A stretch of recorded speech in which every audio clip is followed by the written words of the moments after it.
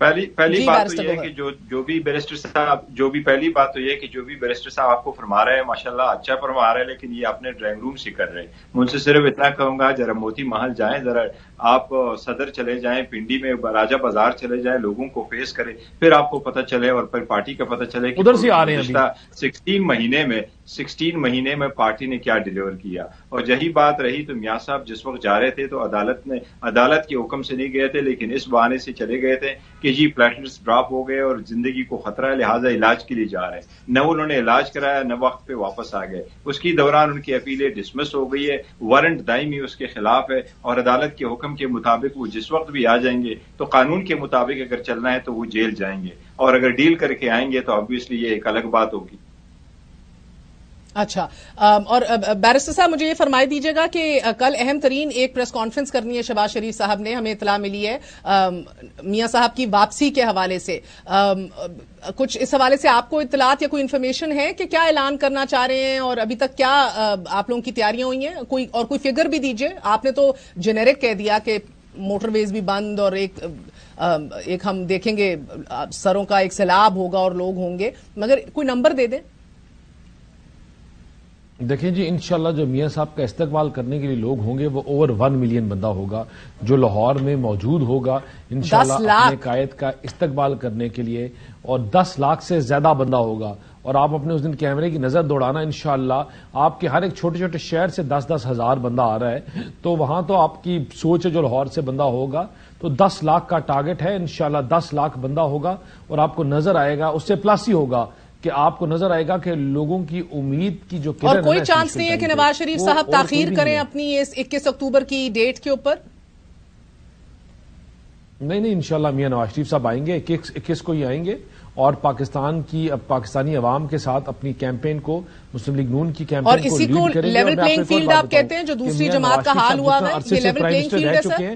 ان کو اب یہ چیزیں اور کرسیاں کوئی اٹریکٹ نہیں کرتی۔ اگر وہ پاکستان اس ٹائم آ رہے ہیں تو پاکستان اس ٹائم جو آنے کا ایک مقصد ہے کہ پاکستان کو، اپنی عوام کو، لوگوں کو اس مشکل ٹائم پہ ٹھیک ہے، میں آپ سے پوچھ رہی ہوں سر کہ، اور اس بحران سے، اس مشکل ٹائم سے نکالنا۔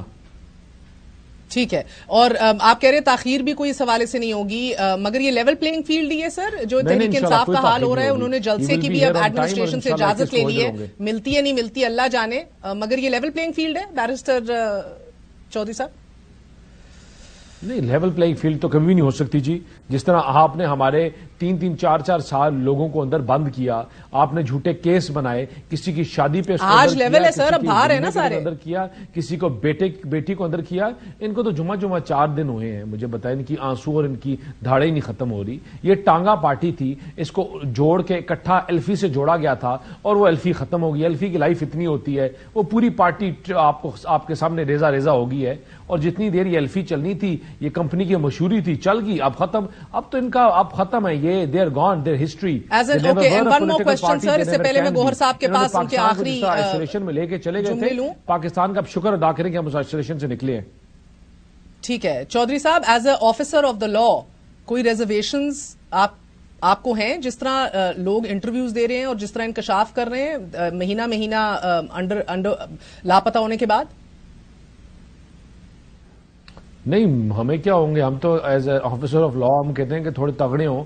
ہم نے تو 3-3 سال جیلیں کاٹی، 4-4 سال کاٹی، کسی نے کسی کے آنکھ سے ایک آنسو نہیں نکلا، مردوں کی طرح جیل کاٹی۔ جی بیرسٹر گوہر صاحب، اور اب ان کی جو حقیقت ہے ان کے آنسو سے نکل رہے ہیں، کیونکہ ایک منظم طریقے سے 9 مئی کے واقعات کرائے گئے تھے، اور اب سچ بولنے پہ مجبور ہو رہے ہیں۔ اگر سچ نہ ہوتا تو کبھی بھی نہ بولتے۔ اگر ہماری جماعت میں 4 سال میں کوئی نہیں بولے نا، فواد حسن فواد اور جیسے لوگ نہیں بولے جو جماعت کا حصہ نہیں تھے، اس لیے کہ اس میں حقیقت نہیں تھی۔ اگر اس میں حقیقت نہ ہوتی، جی سر مختصراً فرما دیجیے بیرسٹر گوہر صاحب، فواد حسن فواد، آہد چیمہ اور باقی دیگر کارکنان اور آپ کے لوگوں میں فرق کیا ہے سر؟ بیکاز ہم یہ بہرحال یہ بات تو یہ سر سوال سن لیجیے، ایک انکوائری اور بیکاز سر میں بیرسٹر گوہر صاحب فیاض الحسن چوہان ہے، تنویر الیاس ہے، عثمان ڈار ہیں، صداقت عباسی اور اسد عمر ایک طرف ہیں، تو دوسری طرف آپ شہریار افریدی اور علی محمد خان اور قریشی صاحب جیسے لوگ بھی ہیں جو سٹینڈ لیے رکھے ہیں ابھی تک۔ سو کوئی نہ کوئی تو مائنڈ سیٹ یا اسٹریٹجی غلطی تھی آپ جن لوگوں پہ کوئی الزام اور جن لوگوں پہ کوئی الزام ان کو اریسٹ کیا جاتا ہے کورٹ میں پروڈیوس کیا جائے تو وہ ایک طریقہ کار ہے. اگر فواد